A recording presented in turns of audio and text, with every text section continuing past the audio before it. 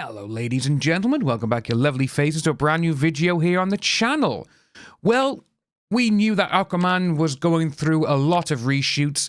Well, now it's actually got to The Hollywood Reporter for them to actually come out and talk about it, same as a lot of other movie-related websites and news media. And this is what we got. This is from The Hollywood Reporter. And as you can see, it does state, Warner Brothers quest to build a better Aquaman sequel. 3 reshoots, 2 Batmans, and non-stop test screenings, which we've heard the current test screenings have been absolutely piss poor. To some insiders, the fact that the Warners is willing to keep spending money to make the film better shows that the studio has faith in Aquaman and the Lost Kingdom, James Wan's sequel to his $1 billion hit. Aquaman 2 is in uncharted waters, with the next several weeks potentially setting its course for good or for ill. The sequel to Warner Brothers' 2018 movie is coming off a round of reshoots that occurred in New Zealand in mid-June, and involves stars including Jason Momoa and Patrick Wilson, according to multiple sources. So with that one there, straight away we know that she wasn't involved in the reshoots. This is the 3rd round of reshoots for the movie, directed by James Wan. That is almost an unprecedented number, even for a movie of this scale. Yeah, it's crazy that they've done 3 lots of reshoots. A lot of movies, they normally incorporate time for at least maybe one lot of reshoots. Before this, we have heard that previous test screenings in the last 6 to 7 months, they've been absolutely abysmal. And that is due to the fact that there was no action or something, which is it's a superhero film. You gotta have action in it. We have heard as well from Patrick Wilson and James Wan as well. They've said that this is kind of like a buddy road movie sort of thing, where you got Patrick Wilson and Jason Momoa teaming up to go after Black Manta and a few other things. Now, Lost Kingdom has faced several headwinds as it swims towards a December 20th release date. It was postponed several times. It was originally due to bow in December of last year, and like its DC movie brother The Flash, its making has now spanned 3 regimes at Warner Brothers. That's nuts. The movie was greenlit under the Warner regime led by former film boss Toby Emmerich and his lieutenant, DC Films head Walter Amada, as a sequel to Aquaman, which proved to be a surprise hit and stands as the highest grossing DC movie of all time, with $1.1 billion. Principal photography wrapped in January 2022, but by summer, Emmerich was out, Hamada soon followed, both casualties of the merger that created Warner Brothers Discovery. The movie was in the middle of post-production and beginning test screenings that summer. While the timeline is not clear from summer 2022 to the beginning of 2023, it underwent 2 rounds of reshoots and held several uninspiring test screenings. Oof. At one round of test screenings, new Warner film boss Michael DeLuca and Pamela Abdi got involved. They were running point on DC until Warner Brothers Discovery CEO David Zaslav could find a permanent DC boss to replace Hamada. Sources say that in the fall, Abdi took a strong creative stance and got involved in the editing of one cut. However, when that version tested, it scored lower than the previous version. Oh, it's not good, guys. That led to another round of reshoots. Different visions of executives notwithstanding, it is unclear what the problems were. But one insider said the issue of story clarity has been an ongoing concern. It cracks me up when they get these kind of films, these big, huge Hollywood blockbuster films, and it's yeah, we don't know what the story's gonna be. And it's right, okay. Before, still to this day, you have certain filmmakers who will not make a film until they've got the story nailed down. Right, okay, this is the story, we're going to film this. If you do a bit of improvisation, we do it, but it needs to stick to the story. But with this, same as The Flash, it's just everywhere. And that's not good. My biggest one as well, also a concern, Batman. Walter Hamada, he wanted Michael Keaton's version of the character to be akin to Samuel Jackson's Nick Fury in the Marvel movies, an elder statesman who could pop up in various films, including the now-shelved Batgirl as well as Lost Kingdom. The shifting release dates muddled things up. At one point, The Lost Kingdom was set to open in March 2023, several months before Keaton's return in The Flash. So in late July 2022, 2 months after Abdi and DeLuca took over Warner's, Ben Affleck joined for a round of reshoots as Bruce Wayne to replace a scene Keaton shot.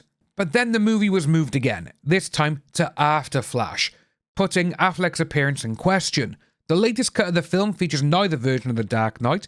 According to new DC heads James Gunn and Peter Safran, they do not want to promise a movie universe that will not come to fruition, nor tie it down excessively to past failures. Yeah, understandable.